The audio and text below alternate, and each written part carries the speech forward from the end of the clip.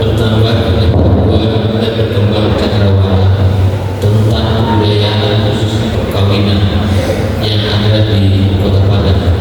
Bapak dan Ibu, ternyata dari semua etnis itu mereka tetap membawa nilai-nilai filosofi dari budaya masing-masing dengan apa yang berbeda, tetapi ada proses untuk meminang, merosot, meminang sampai kepada perkawinan dan selanjutnya. Menarik untuk kita tetapi lebih jauh. Untuk itu kami undang sebagai pembanding atau pembahas dari UNP Bapak Dr. Abdul Salam SAG MHU. Kami persilakan. Beliau tidak hanya seorang dosen, tapi juga seorang dai. Tapi dalam hal ini konteksnya bagaimana beliau melihat dari perspektif sejarah apa yang disampaikan oleh Ibu Profesor Eni Watuna.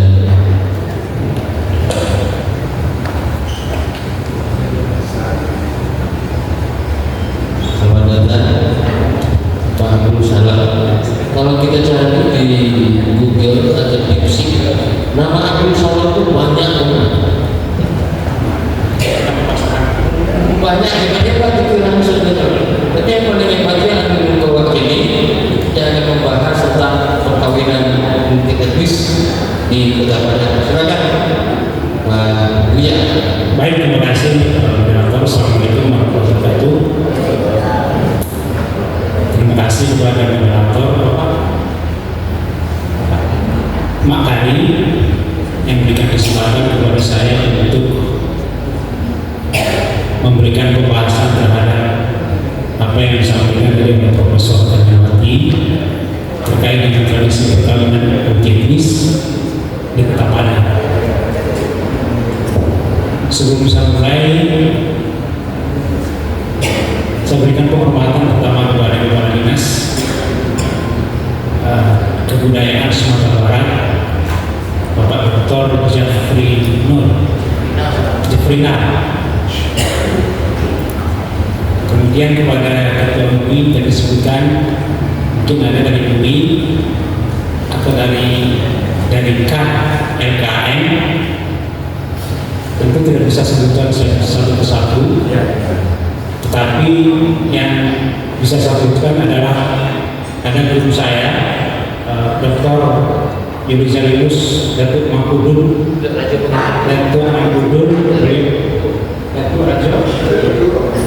itu Pak Yulisarius ya, Pak Yulisarius Datuk Rajo Pakindo. Beliau adalah akademisi dari UIN dan guru saya, senior saya. Lalu kemudian Bapak Dr. Saiful Yazan Datuk Mangkudun, Tuan Mangkudun. Beliau tidak sekedar aktivis dan pakar Minangkabau, tapi beliau juga seorang pembimbing dan mentor mahasiswa di Sumatera Barat. Kemudian tadi saya berbincang dengan salah seorang tokoh Tionghoa, namanya unik, yaitu Bapak Tiliang Gozali. Beliau bercerita namanya bukan Piliang, bukan suku Piliang, tapi ketika di Medan kata beliau ada temannya orang Padang namanya Mufiliang dalam bahasa Cina. Terus teman dari Padang ini mengatakan sudahlah namanya diganti aja dengan Filiang, seolah seperti suku Filiang beliau ini. Tapi tidak apa-apa, bapak-bapak kalau suku dari Filiang menerima beliau sebagai keponakan orang Filiang. Ya. Lalu kemudian ada orang tua saya, tentu yang saya kenal dari Kinali, Mak Datuk Nasrul Datuk Nanggodo Mangkuto, Datuk Nanggodo Rajo. Beliau ini adalah pemuka adat dari Kinali, dari Rau. Beliau kenal ketika KKN di daerah Kinari tahun 96 sampai sekarang kita menjalin hubungan komunikasi dengan beliau. Bapak dan Ibu sekalian yang saya hormati, saya tidak dalam posisi mengkritik atau memberikan saran substantif kepada Profesor Erniwati dan timnya.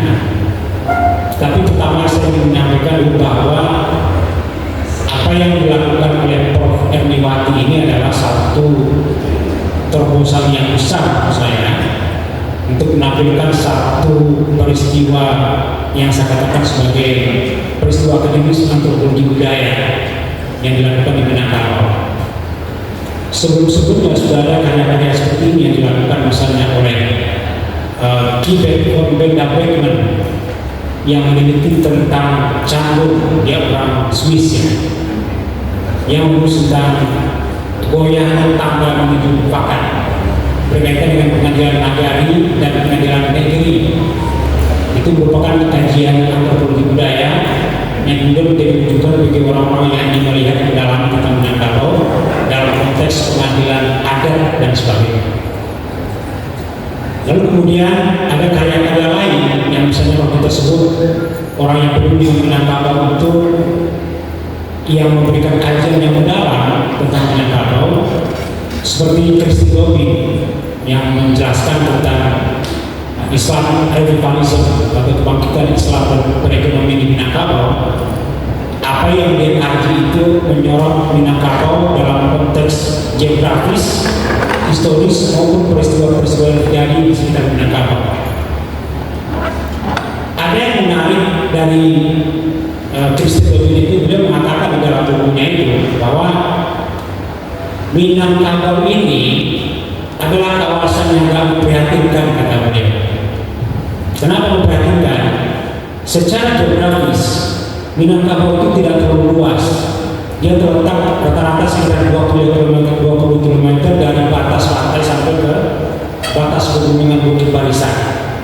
Sehingga beliau mengatakan bahwa daerah Minangkabau ini adalah daerah yang memang dari segi iklim rawan dengan bencana. Jadi orang sudah mengatakan kita ini rawan bencana dari dulu, termasuk peristiwa itu. Oleh karena itu kata dia, Minangkabau menjadi alasan bagi orang Minang untuk tidak bisa berkembang baik di daerah sendiri, dan dia menjadi alasan untuk berkembang di luar. Seperti tadi juga dikatakan oleh Buati, kota Padang adalah kota yang tidak bisa begitu berkembang semenjak zaman Ide Prada sampai sekarang karena berbagai faktor terkait juga dengan faktor posisi geografis itu. Nah, Bapak dan Ibu sekalian,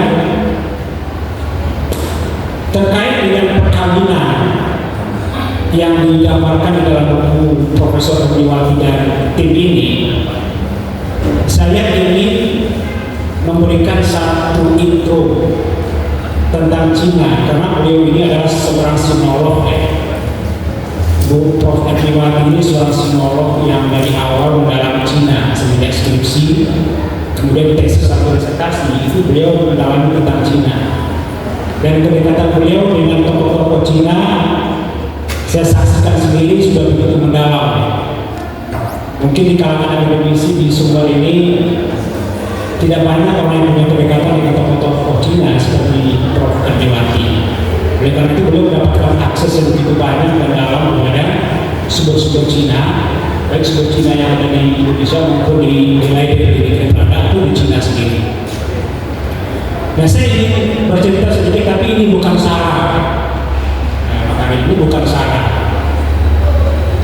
Saya ingin ini menggelitik aja sebenarnya, menggelitik kita tentang Cina. Hamka di dalam buku yang ditulis oleh anaknya Rusdi Hamka, judul bukunya Terbagi di Martabat Nabi Hamka. Rusdi bercerita di situ. Cerita Rusdi adalah sekitar tahun 72 atau tahun 73, Hamka berceramah di Masjid Al-Azhar Kebayoran Baru Jakarta. Ceramahnya itu dalam topik yang berulang. Apa yang beliau sampaikan adalah ini agak sebenarnya sudah lama ya, tapi ini agak sensitif saja. Tapi kita melihat dengan masih terbuka aja. Konghucu yang merupakan tokoh yang membentuk alam pikiran Cina atau alam pikiran Tiongkok. Kata dia Hamka, jangan-jangan Konghucu itu nabi. Kita bapak-bapak itu sudah pernah membaca itu. Hamka mengatakan Konghucu yang kemudian menjadi satu dasar pemikiran dan basis berpikir orang Cina yang kemudian melahirkan filsafat Konfusianisme. Dikatakan oleh Hamka, Konghucu itu jangan-jangan nabi, kata beliau. Tapi beliau mengatakan dengan istilah jangan-jangan nabi. Lalu orang bertanya kepada Hamka, ya, bagaimana mungkin Konghucu itu dikatakan nabi walaupun dia kata jangan-jangan? Kemudian Hamka menjelaskan bahwa bagaimana kita menjelaskan tentang gagasan-gagasan dan pemikiran Konghucu yang berkembang sampai sekarang dan dianut lebih dari 1 miliar manusia, dan dia terus berkembang dalam berbagai bidang kehidupan, dalam bidang pendidikan, politik, ekonomi, membentuk alam pikiran Konghucu. Dari mana datangnya itu kalau bukan dia seorang nabi? Kata Bianca. Tetapi kemudian Bianca menjelaskan argumentasi tekstualnya. Beliau mengatakan bahwa dikatakan Konghucu itu nabi karena Al-Quran memberikan kemungkinan untuk itu. Mohon maaf Pak, dari Konghucu, mohon izin saya sampaikan ini. Apa dasarnya? Mohon maaf juga dari kalangan UI, ya. Saya kebetulan juga lulus UI wilayah. Ada dalam Al-Quran ayat yang mengatakan begini. Wa rusulan lam naqsushum alaika, bahwa ada rasul-rasul yang tidak dijelaskan dan tidak dikisahkan nama-namanya kepada engkau. Tidak semua rasul dan nabi disebutkan dalam Al-Quran. Ada rasul, ada nabi yang disebutkan dalam Al-Quran. Maka rasul yang tidak disebutkan dalam Al-Quran itu kata Bianca, boleh jadi dia bernama Konghucu,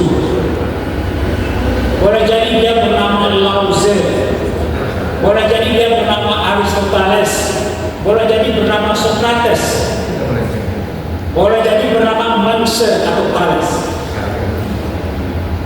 Kalau begitu, Buya, kata orang bertanya ke Bianca, dengan demikian apakah kita mengimani Konghucu juga sebagai bagian dari nabi yang disebutkan dalam Al-Quran? Oh tidak mesti. Itu tidak mesti kita imani. Tetapi ajaran-ajaran dia, doktrin-doktrin yang dia lahirkan, itu boleh kita jadikan dasar kita untuk berpikir dalam urusan-urusan dunia kita. Nah Bapak dan Ibu sekalian, lalu Bianca bercerita lagi, apa akibat dari kajian Bianca seperti itu? Akibatnya adalah ribuan orang Tionghoa kemudian masuk Islam. Semenjak awal tahun 70-an itu, ribuan orang Tionghoa masuk Islam, termasuk diantara yang masuk Islam itu namanya adalah Yusuf Hamka. Yusuf Hamka itu minta izin kepada Bianca agar menjadikan nama Bianca di nama belakangnya. Yusuf itu nama pemberian Bianca. Kemudian beliau minta izin kepada Hamka supaya diisikan sebagai nama di belakang nama Yusuf. Jadi ada Yusuf Hamka. Nah Bapak dan Ibu sekalian, apa artinya ini? Artinya bagi kita adalah antara Tionghoa atau Cina dengan orang-orang Islam di Nusantara sudah punya ikatan yang sangat kuat, baik secara batin yang terjadi sejak lama maupun secara upacara-upacara adat seperti yang digambarkan di dalam buku buatan teman-teman ini. Misalnya begini Bapak Ibu sekalian, saya membaca dalam buku yang disusun ini uraian tentang seperti apa upacara adat perkawinan di kalangan masyarakat Tionghoa.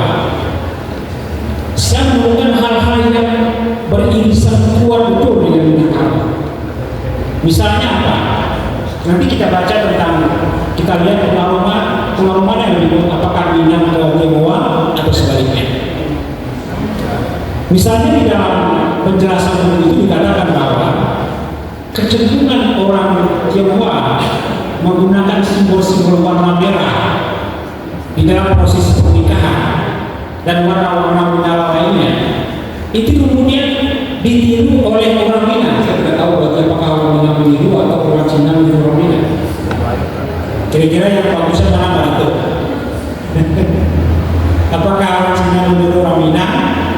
orang Minang dan orang Cina. Jadi itu tidak penting. Yang penting ada kesamaan bahwa sistem perkawinan atau resepsi pernikahan orang-orang Cina itu identik dengan cara berpakaian yang dilakukan oleh orang-orang Minang. Terutama saya berasal dari Priangan, terutama orang Priangan. Orang Priangan itu kalau dia menikah pasti pakai baju merah menyala, baik laki-laki maupun perempuan.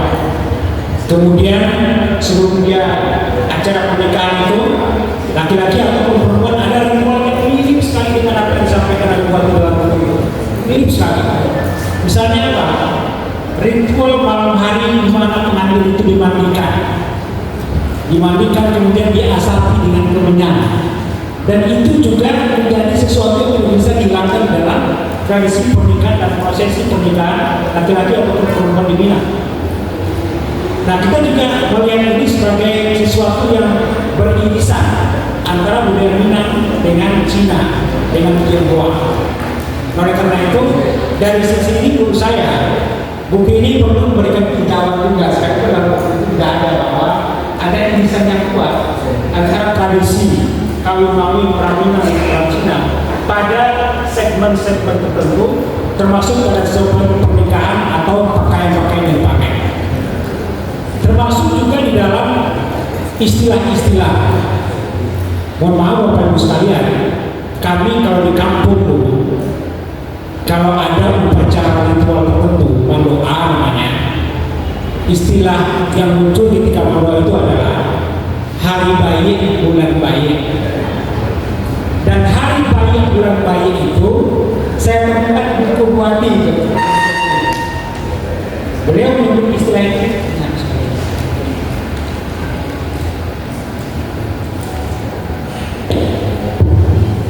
Istilah hari baik bulan baik itu ada di dalam tradisi Cina, betul itu Pak ya.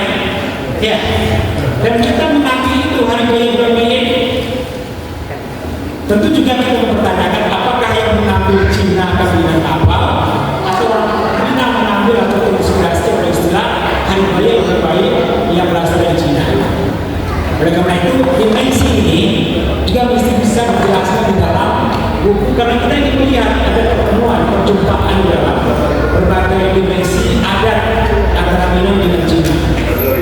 Saya melihat Bapak Ibu sekalian, Buati, Profesor Nimati dengan ini berusaha untuk menjelaskan di mana letak irisan antara Minang dengan Cina. Saya mendapat kesan ketika dibaca buku itu, Buati dengan teman-teman berusaha mencari itu, tapi saya tidak menemukan dalam buku itu. Beliau mengatakan ada hibridnya, tapi tidak ada penjelasan hibridnya seperti apa antara orang Minang dengan orang Cina, irisannya seperti apa. Oleh karena itu, tentu ini menjadi sesuatu yang perlu kita diskusikan lebih jauh. Sebenarnya antara Minang dengan Cina itu di dalam berbagai aspeknya, irisan-irisannya itu di mana? Bagaimana kita menarasikan itu? Jadi sebenarnya kalau pada pihak museum ini mungkin edisi pertama, nanti ada edisi keduanya yang menjelaskan tentang irisan-irisan itu. Karena mungkin kita tidak bicara tentang itu. Kalau kita ingin menjelaskan ada irisan, ada perjumpaan ada antara perkawinan antara Minang dengan Cina, maka kita bisa menarasikan bahwa perjumpaannya di mana, aspek ritusnya di mana, aspek performannya di mana, aspek karakternya di mana, kita bisa menjelaskan itu. Ya. Kemudian kita berpindah kepada Nias. Saya melihat dalam buku ini Buati dan kawan-kawan menjelaskan tentang Nias. Mohon maaf Pak, yang dari Nias ada mewakili Pak? Aduh Pak, ada Pak ya? Tadi saya diskusi dengan Pak Sultan di meja tadi. Saya menduga Nias ini punya kaitan yang lebih kuat dengan Minang ketimbang Mentawai dengan Minang. Apa dasarnya? Karena orang Nias juga punya istilah nenek mama, ya Pak ya? Juga punya istilah nenek mama yang dalam konteks adat Minang itu sesuatu yang bisa dipisahkan dengan Minangkabau.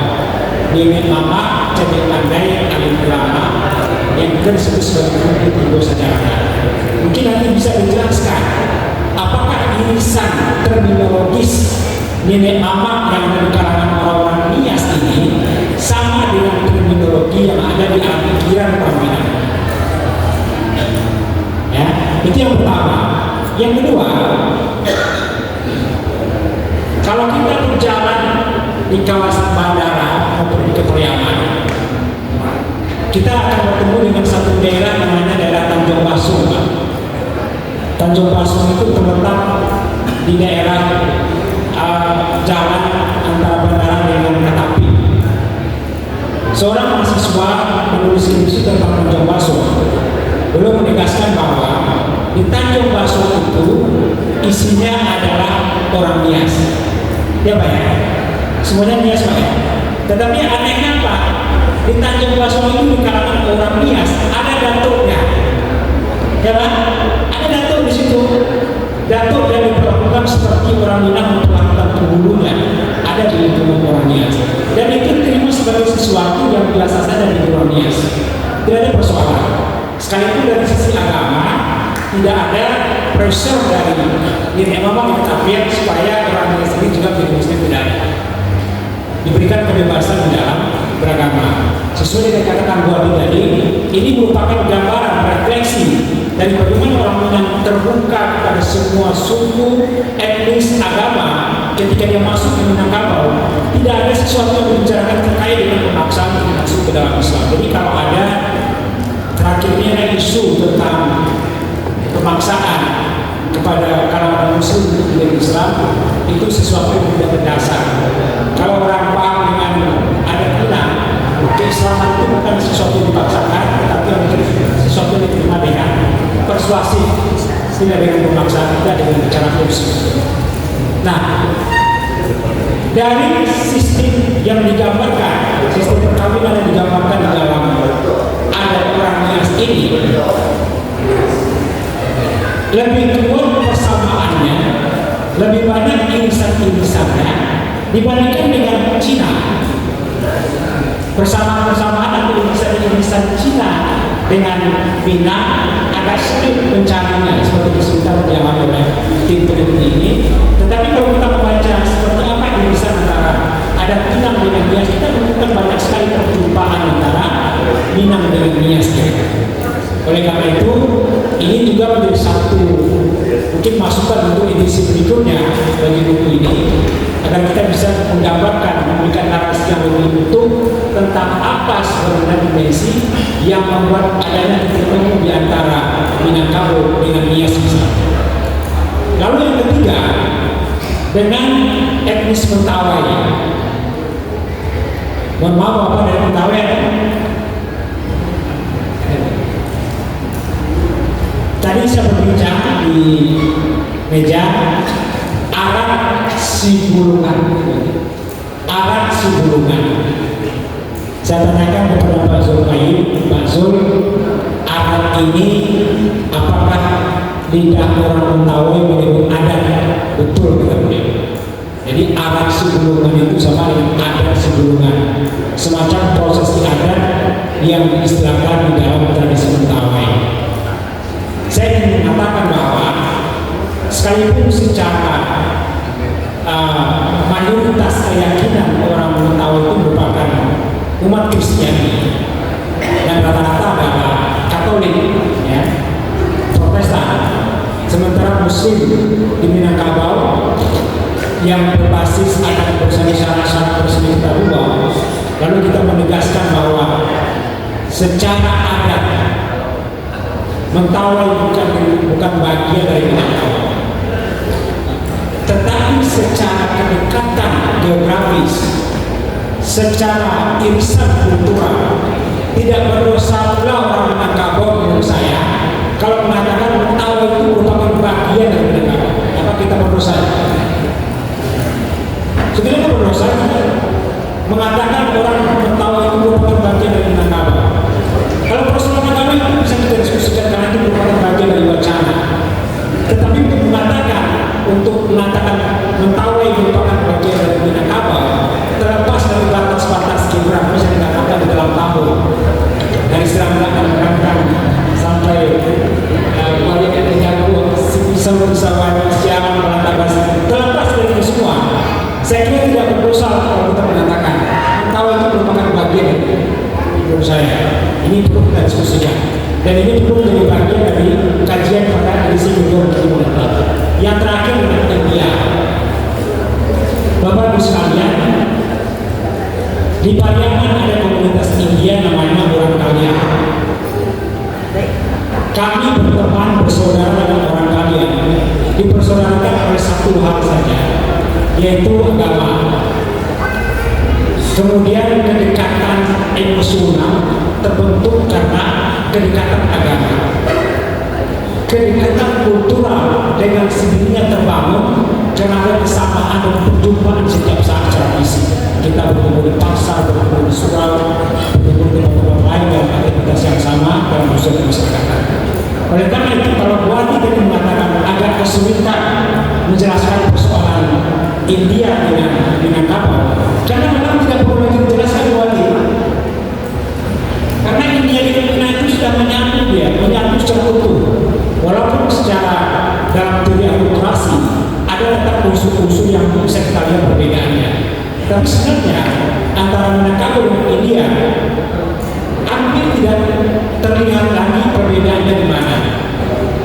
Ini merupakan sesuatu yang bisa dijadikan sebagai role model dalam asimilasi dan adaptasi dalam berbagai perbedaan etnis dan suku yang ada di Padang. Kita ingin menegaskan bahwa di dalam forum ini ada putusan dari kalangan forum pembauran ya. Ada bapak-bapak dari kalangan forum pembauran? Ada Pak ya? Saya kira model pendekatan India dengan Minangkabau, di mana kemudian kedekatan itu semakin menyatu, bisa kita jelaskan dalam narasi-narasi teoritis dalam jilid kedua buku ini. Dan ini menjadi role model. Tetapi yang juga belum bisa secara utuh diterima oleh kalangan India, mungkin ini nanti bisa dijelaskan juga bahwa kalangan India atau keturunan India itu belum bisa untuk menerima perkawinan silang dengan non India, dengan orang Minang. Ada terjadi di beberapa tempat, tapi itu belum menjadi kebijakan. Masih seperti yang terjadi di kalangan luar. Jadi apa yang saya sampaikan ini sebagai pembahasan. Sebenarnya sekaligus sebagai masukan, karena saya punya masukan tadi. Karena saya kira buku ini tidak cukup satu jilid saja. Buku ini akan menjadi semacam ensiklopedia pembauran di Minangkabau. Jadi kalau kita ingin menjelaskan pembauran di Minangkabau, dimensi pembauran itu mesti kita jelaskan. Minangkabau sebagai budaya yang dominan. Kemudian ada budaya yang datang, ada Tionghoa, ada Nias, ada Mentawai, ada India. Kita mesti menjelaskan dalam peta kultural seperti apa. Karena bagi muslim ini penting sekali. Katakanlah ini semacam upaya untuk mengukuhkan apa yang kita sebut sebagai intangible cultural heritage, yaitu warisan budaya tak benda yang mesti kita jelaskan di dalam narasi-narasi yang utuh semacam ensiklopedia. Kalau sama nulisnya nggak cukup ini, yang dibikin oleh Buati dan teman-teman ini belum memadai untuk bisa menjelaskan proses pembauran dan hasil yang kita saksikan sekarang. Toh masih ada empat yang terkesan. Cina di sini nggak mungkin keluar. India dan juga keluar. Mentawai ada dalam empat kultural tertentu. Tapi kalau kita mengkaji, membahas di dalam forum pembauran dan di dalam forum kajian akademis, saya kira itu menjadi proyeksi besar ke depan untuk melahirkan ensiklopedia tentang pembauran Minang dengan budaya dan etnis yang datang dari Minang. Saya kira ini yang ingin saya sampaikan. Kali terima kasih kepada Prof. Yantiwati dan tim, kepada museum. Mudah-mudahan ini menjadi langkah awal untuk proyek yang lebih signifikan nantinya bagi upaya untuk menciptakan satu pembauran adaptasi dan asimilasi Minangkabau dengan etnis dan budaya yang datang dari luar. Terima kasih. Wassalamualaikum warahmatullahi wabarakatuh.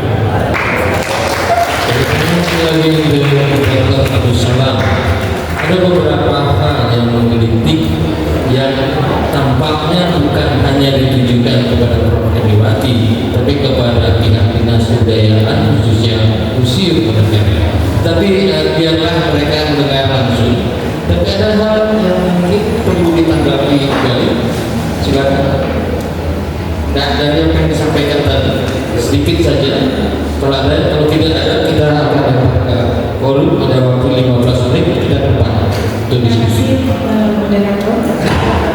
Terima kasih banyak atas masukannya, dan bagi saya ini luar biasa untuk memperbaiki narasi dari buku ini. Dan memang untuk mencapai dari buku ini, kita tentu melihat bagaimana Kota Padang hendaknya mampu memberikan sebuah frame tentang Padang sebagai sebuah kota yang multikultural, dan bagaimana proses kulturalisme itu berlangsung, itu yang belum bisa menjadi bagian dari pembahasan. Karena memang kita masih fokus kepada bagaimana ada perkawinan, ada jadi-jadinya, komunikasi situ anak-anak, tetapi kita mencoba untuk membuka ruang Kota Padang sebagai rantau etnis, dan itu adalah masukan yang luar biasa dari usaha, dan kita akan mencoba untuk masuk ke ranah ini, dan mungkin masukan dari Bapak dan Ibu forum lainnya itu juga akan sangat membantu kami untuk memperbaiki narasi. Terima kasih. Terima kasih. Bapak dan Ibu, apa yang ditulis tadi apakah masih ada seperti itu adanya? Kita tanya pada tokohnya dulu. Tokoh dari India, keturunan India ada. Mohon masukannya. Jika dari Tionghoa, barangkali ada satu orang nanti siapa yang akan memberikan statement seperti apa kondisi sekarang. Silakan Bapak dulu. Tolong dibantu. Bapak yang baju kuning, Bapak yang baju kuning. Boleh, siapa ya? Bapak apa namanya? Pak Firman Muzami atau siapa? Assalamualaikum warahmatullahi wabarakatuh. Sebelumnya saya ingin memperkenalkan diri. Saya bernama Sofyan Wahab dan kebetulan merupakan salah seorang pengurus di Forum Pembauran Kebangsaan Kota Padang. Dan saya berasal dari etnis India. Jadi seperti yang dikatakan oleh Ibu Prof.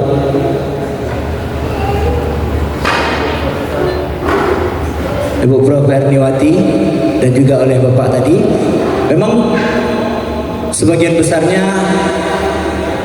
persis dengan apa yang kita alami.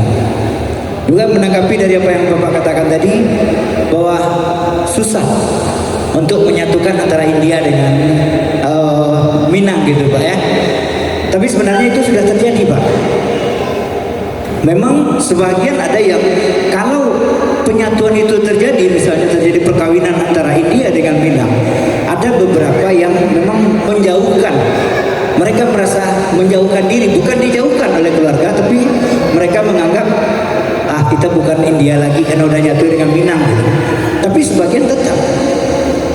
Bukti nyata almarhum bapak saya adalah keturunan India, dan ibu saya asli putri Minang. Jadi saya kalau di Minang dikatakan saya orang Minang karena ibu saya sukunya Tanjung, sementara bapak saya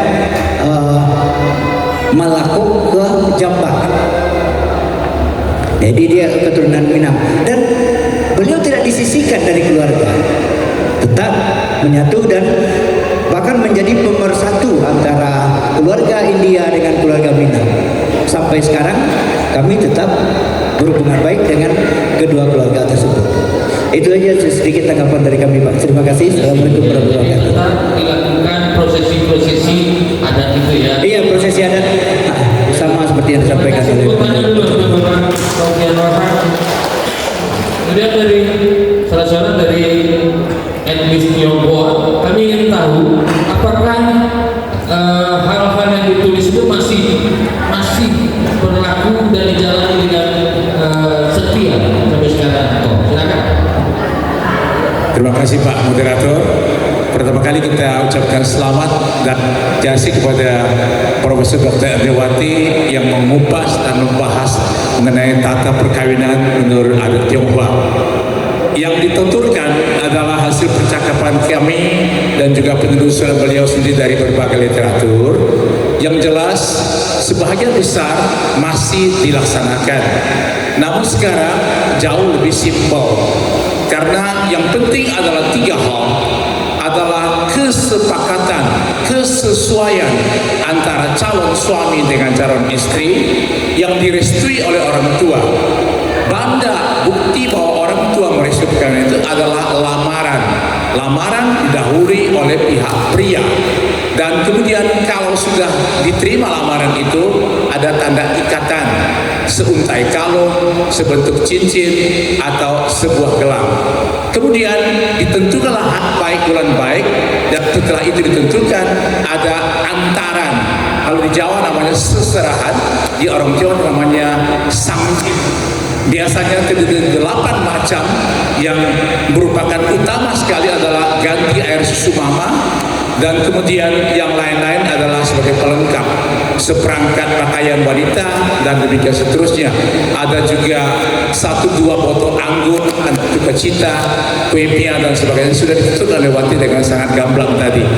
Yang jelas, yang kedua adalah perkawinan itu sakral. Benar dikatakan sangat dianjurkan dalam pepatah petitah dan nasihat orang tua untuk tidak bercerai, karena orang tua menganggap perkawinan itu adalah lestari, langgeng sampai menurut kakek nenek sampai di liang kubur. Maka di pemakaman pun disandingkan makam pria dan wanita. Itu yang penting. Maka itu orang Tionghoa sekarang pun dalam tata perkawinan mereka mendahulukan Tuhan Allah. Mereka ke gereja kalau yang Katolik atau Protestan, mereka pergi ke kelenteng kalau yang Konghucu, mereka ke Vihara Buddha Warman kalau mereka agamanya Buddha.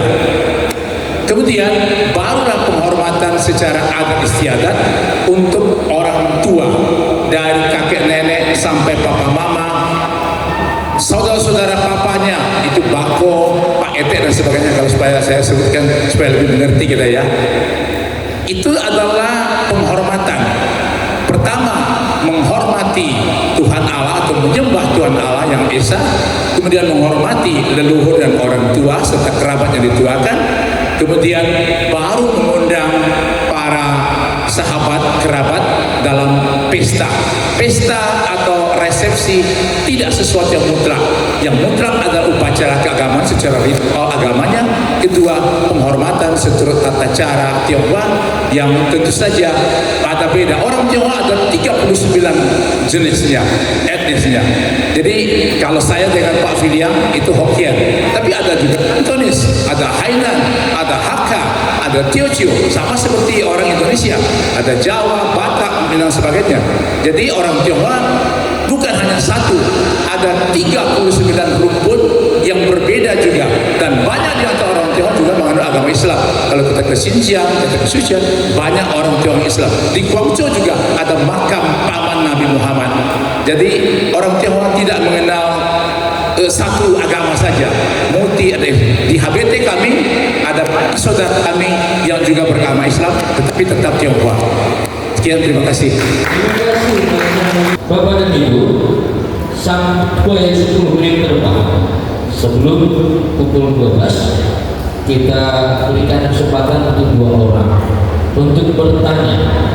Maaf, kita tidak menerima komentar tentang ini, tapi bertanya mengkoreksi, karena kita ini seminar tentang multi etnis seperti nikah perkawinan multi etnis. Sekali lagi, kita hanya menerima yang terkait dengan apa yang dibahas di depan ini. Baik, silakan. 1 orang, 2 orang. Terima kasih. Yang angkat tangan dulu, Assalamualaikum warahmatullahi wabarakatuh. Nama saya Eni Fitria dari Universitas Islam Negeri Imam Bonjol Padang.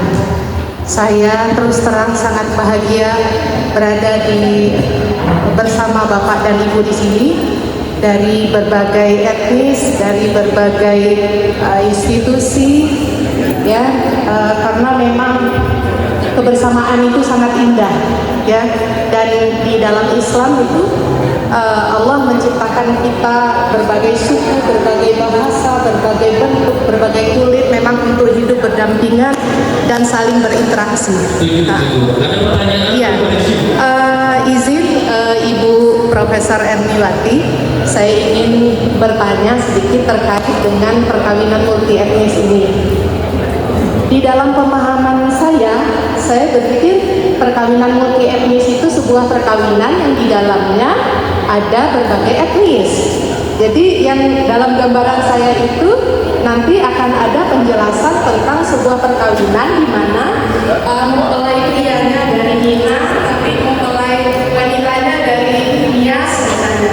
Nah, bagaimana tanggapan Ibu tentang pikiran saya ini tentang perkawinan multi etnis, dan seandainya di lapangan menemui kasus pernikahan dengan dua etnis ini, bisakah Ibu menjelaskan secara lebih komprehensif kira-kira pelaksanaan pra dan pasca pernikahan itu sejauh mana adaptasinya antara dua etnis ini? Terima kasih Bu Fitri. Langsung saja dijawab. Dalam bayangan Ibu ini multi ini antara pasangan pengantin itu berbeda etnis. Silakan. Terima kasih Ibu Fitri. Itu pertanyaan yang sangat menarik ya, dan itu tidak bisa dihindari karena memang itu banyak terjadi untuk kita Padang. Saya menemukan antara Tionghoa dengan Minang, Tionghoa dengan Nias, atau dengan keluarga dari India menikah dengan orang Minang, atau dengan orang keluarga dari Nias menikah dengan orang Minang, itu ada dan itu bertemu di lapangan. Persoalannya di sini adalah agama. Ketika pasangan salah satu beragama Muslim, biasanya yang mulia kalau perempuan dan Muslim, maka pasangan dari etnis yang lain akan menjadi Muslim, dan itu biasanya adat yang berlangsung dalam adat penangkapan. Tetapi ketika perempuannya Minang, laki-laki Tionghoa, mereka bertahan jarang perempuan Minang yang pindah ke non Muslim. Biasanya laki-lakinya juga yang jadi Muslim. Nah, untuk adat itu kesepakatan biasanya. Kalau perempuannya Minang, saya dari data yang saya dapat itu pasti melakukan adat dengan Minangkabau.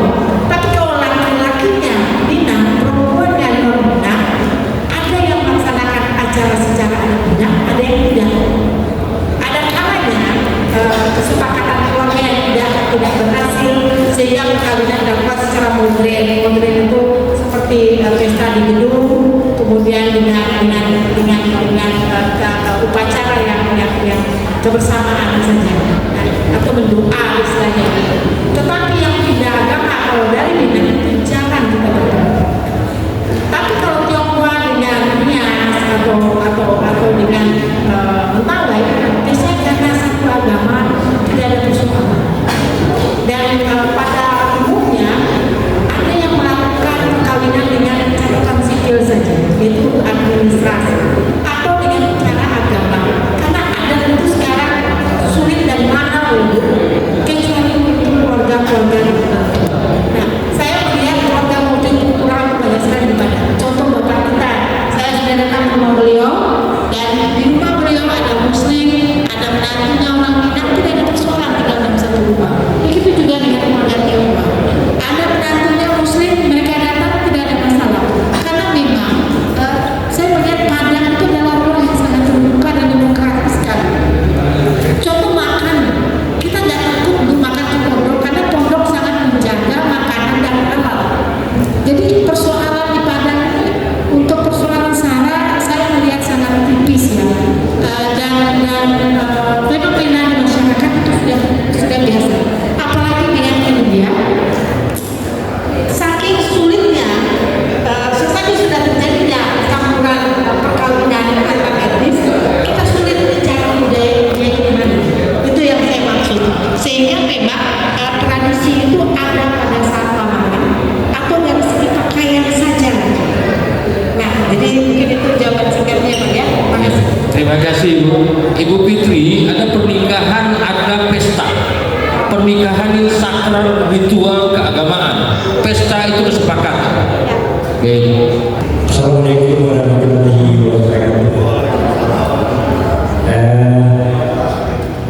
Tak kenal maka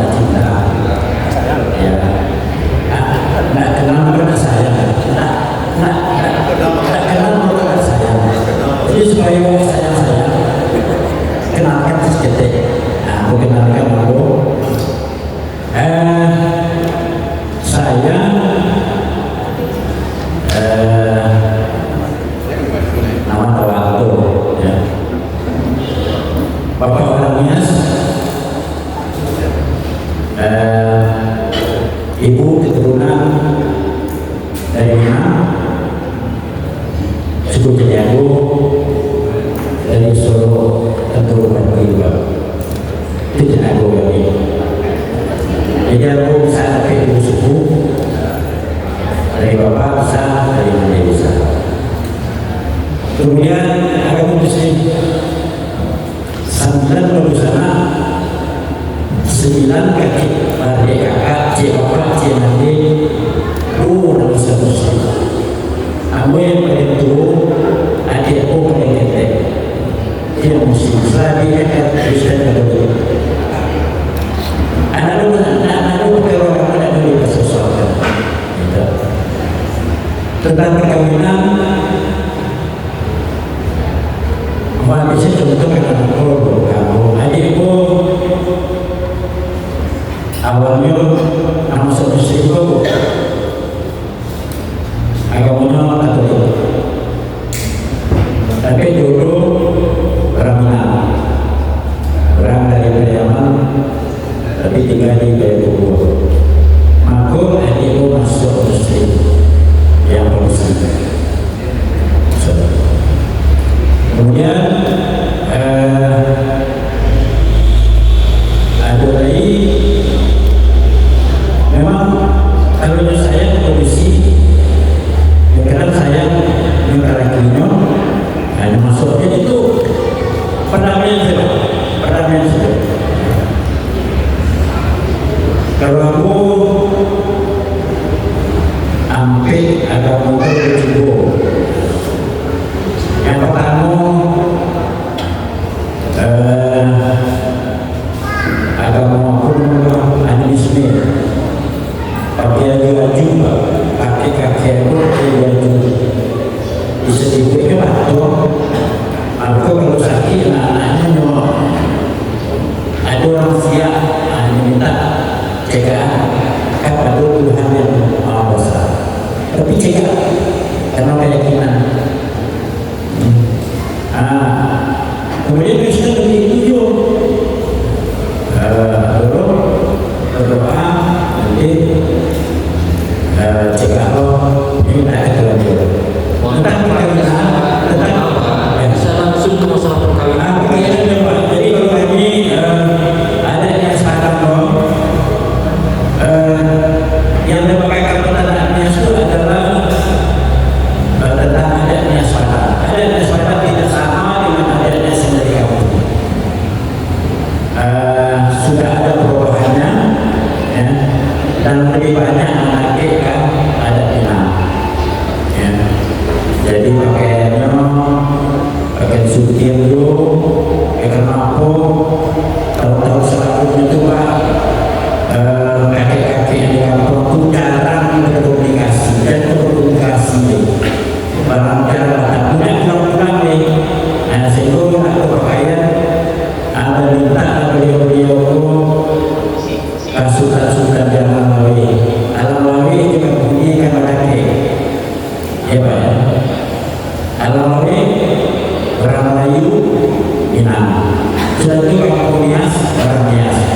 Jadi sebelah kanannya, sebelah kirinya berapa kali sebelah kanan saya itu kalau cinta mana itu nama orang dalam api.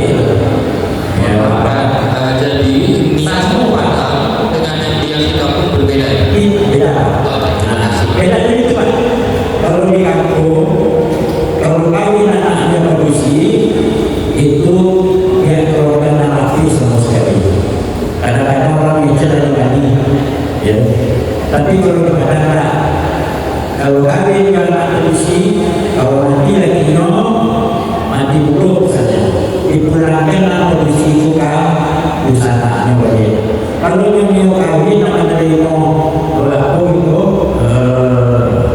apa namanya jujuran untuk anak kawin kedua itu keluarga dari kondisi. Tapi kalau dia mau cerita itu yang menerima bekas lakinya yang menerima dia itu beda. Dan ada kiriman-kirimanan ikut saudara itu kiriman kilo banyak. Ada yang kedua agama yang kedua antara itu Kami kalau Padang dikawinkan secara adat, yang menikahkan itu kepada kampung adat dengan mengaturkan bahwa itu nikahkan si A si B, si A namanya C lalu dinikahkan si A si B, mari itu ada tahu kalau namanya C itu akan nikah.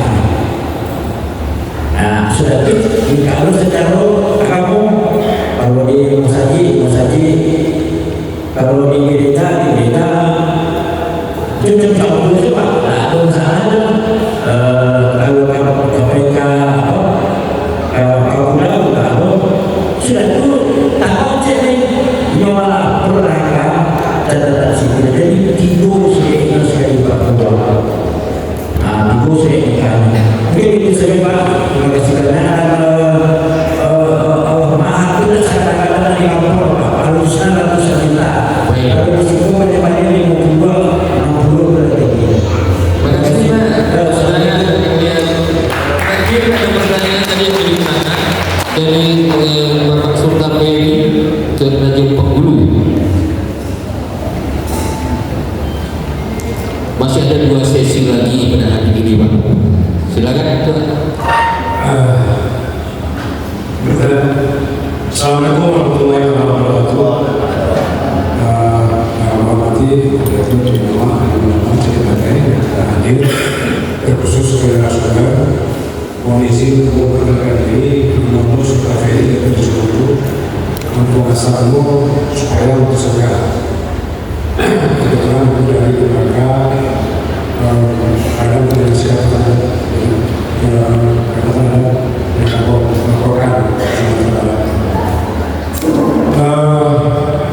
mungkin dari paparan yang disampaikan oleh Ibu Prof. Terutama oleh Buya tadi, merasa ada beberapa hal yang mungkin perlu bisa titipkan. Karena itu nanti tentu akan menjadi semacam sumber informasi yang akan diterima oleh mahasiswa. Tadi dari sisi panitia, termasuk dinas kebudayaan, menggarisbawahi ada syarat-syarat sertifikat umroh. Tapi dalam paparan ada misi, ada syarat-syarat maka lebih menonton prosesnya, lebih menonton prosesnya. Sehingga ada titik pembahasan kesimpulan atau sentral ada perkawinan antar agama, sehingga ada yang menjadi mualaf dan sebagainya. Tapi nilai dari ada di dalam paparan sendiri ada syarat tadi. Kalau dulu orang masih dilakukan ini masih itu minat dari Islam. Tapi dalam paparan langsung satu. Yang kedua dalam proses-proses itu nilai-nilai ada yang muncul di situ. Contoh, kalau kita masuk ke Marawah itu di warna, ada nilai yang dalam apa ya dalam perkawinan yang sakral, identitasnya wilayah, identitas dunia, komunitas dunia, komunitas Jawa, dan kemudian disepakati dinyatakan itu harus diberi dalam tulisan kajian seminar ini. Terima kasih. Terima kasih sudah dipahami. Saya mungkin mulai dulu dengan Pak Sultan Bintang.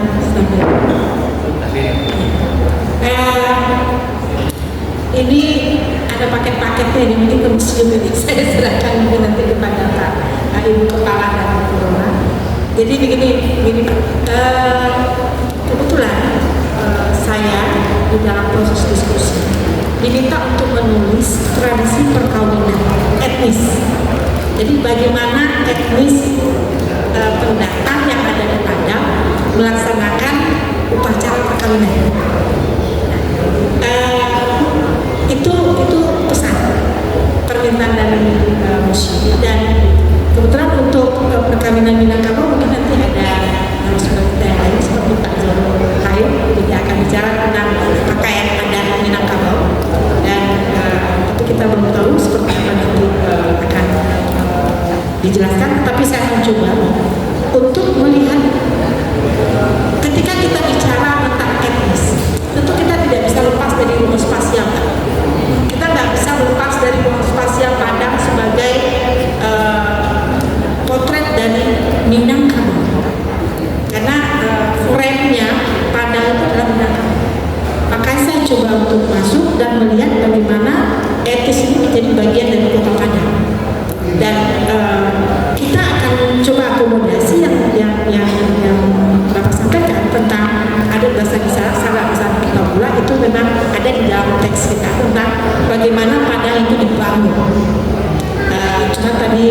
sebagai background karena saya mencoba untuk menyederhanakan sesuatu yang terlalu panjang untuk membahasnya, menjelaskan yang tadi, maka itu tidak akan sampaikan. Tetapi kita akan membahas Padang sebagai ruang tempat multi etnis itu hidup. Oke? Dan bagaimana ruang Padang itu yang identik dengan Minangkabau yang dengan adat istiadat yang identik dengan Islam. Itu ada kita bahas nanti di dalam Padang sebagai ruang pertemuan multi etnis. Mengenai masukan dari secara WA secara online antara multi etnis dengan antar etnis itu adalah hal yang berbeda. Karena di sini fokus kita adalah menjelaskan bagaimana tata cara upacara perkawinan dari setiap etnis. Dan memang di dalam pembahasan tidak bisa dilepaskan ada kemungkinan pernikahan antar etnis. Maka ketika pernikahan terjadi antara orang Minang dengan non Minang, dalam beberapa kasus solusi yang muncul biasanya adalah Minangnya yang diikuti oleh etnis pendatang. Saya belum menemukan kasus orang Minang yang keluar dari Muslim karena menikah dengan non-Muslim, kecuali Minang yang di luar Padang ya Pak. Itu saya temukan ketika dia menikah dengan orang asing, terutama dengan orang Eropa atau dengan yang lain. Ada beberapa yang menikah yang keluar dari Muslim.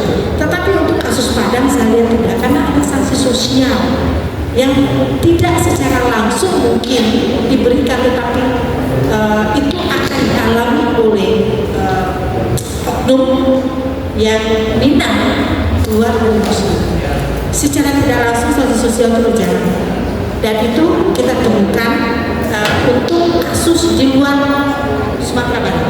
Itu barangkali Pak. Jadi memang penggunaan kata multi etnis ini adalah menggambarkan tata cara upacara perkawinan oleh etnis Nias, etnis Tionghoa, Mentawai yang ada di Padang dan India yang ada di Padang. Jadi ruang lingkup penelitiannya adalah apa yang terjadi dengan etnis ini dengan perkawinan mereka. Ya. Baik. Belum masuk ke dalam proses Belum bagaimana, substansi. ya, seperti disampaikan oleh Buya Salam dengan Pak Sultan, itu akan menjadi rekomendasi kita untuk Baik. bisa berikutnya. Terima kasih Ibu, Bapak Salam juga. Kita sudah melewati waktu yang diberikan. Karena sebentar lagi kita akan menyaksikan kesenian dari yang ditampilkan dari rekan-rekan dari museum dan dari sanggar, dan setelah itu kita makan bersama untuk kita lanjutkan nanti pukul 1 siang dengan topik tentang transliterasi dan pembicaraan nilai-nilai APS-SBK sebagai basis pemerintah nagari dengan narasumber Dr. Yudizal Yunus MSI Datuk Ranjo Bagindo, dan pembahas adalah Profesor Ruslan Azmi Datuk Bunsu.